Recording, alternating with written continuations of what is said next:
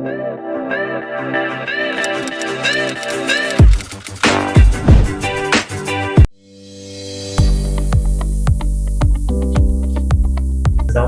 my name is Ayden. I live in Toronto, Canada, and I am a grade 5 student. I am 10 years old. I like to read, play piano, and play a little bit of video games. My favorite subject in school is science, and I have a number of classes outside of school. In this presentation, I am sorry that I'll not speak loud or clearly at times, and that I'll cough a lot because right now I have the cold. History of aviation.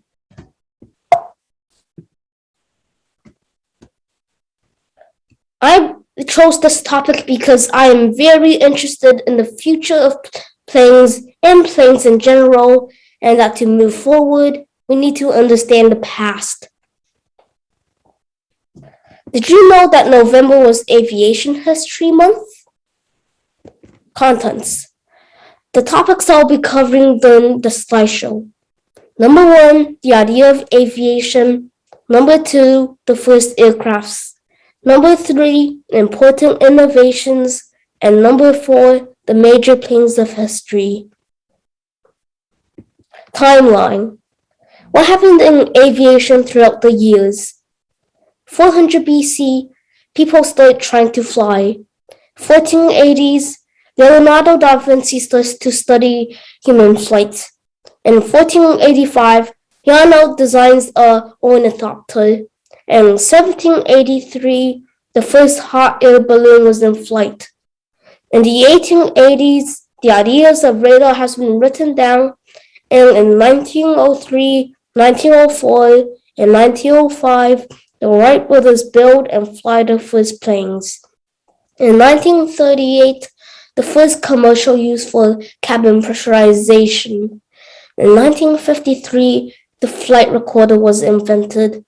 In 1969, the first flight of Boeing 747 took place, and in 2005, the first flight of Airbus A380 took place. Number 1, early days. Even in ancient times, there were legends of people flying. The most famous of them is the Greek story of Icarus. People seeing kites flying in the air had made them think about flying by themselves. These people tried to fly using wooden wings or feathers, and obviously, almost all of these attempts were disastrous, yet people keep trying. Leonardo's planes. In the 1480s, Leonardo da Vinci starts to study flight. He had more than 100 drawings about his ideas of planes. He designed an ornithopter to show how man fly, but it was never built. Although modern helicopters were based off of this design.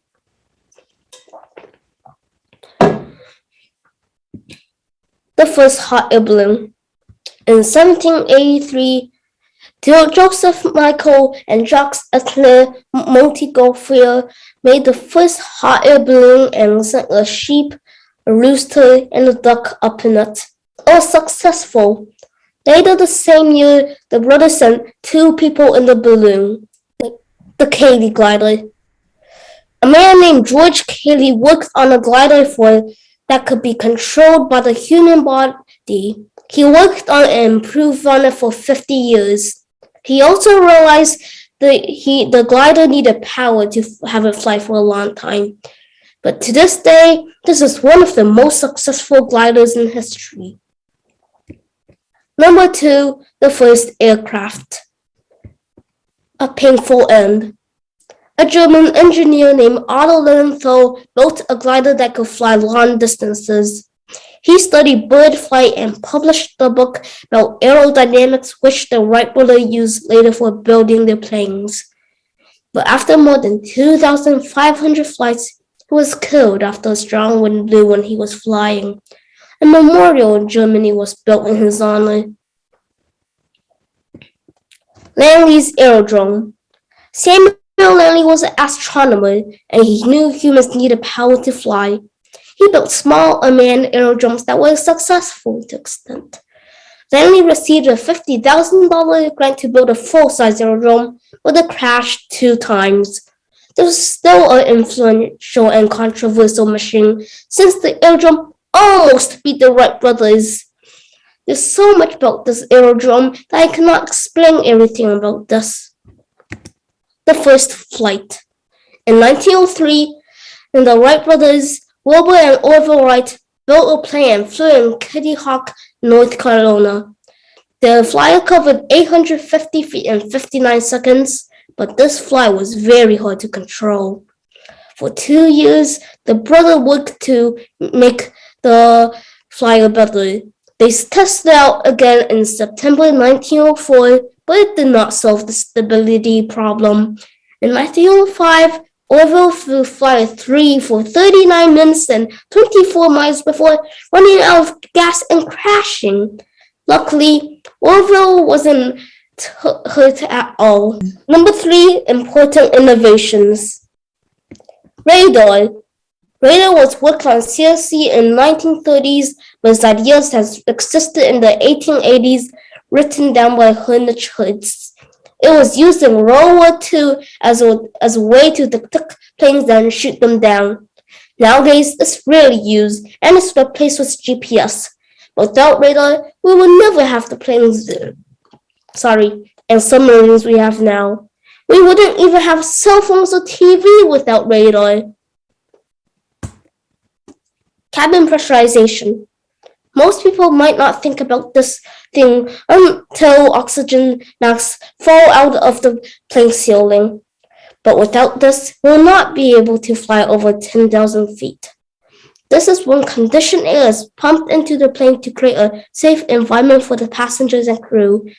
This was developed in the 1920s to 1930s, and the picture above shows which areas of the plane are pressurized or not, as you can see. The black box flight recorder.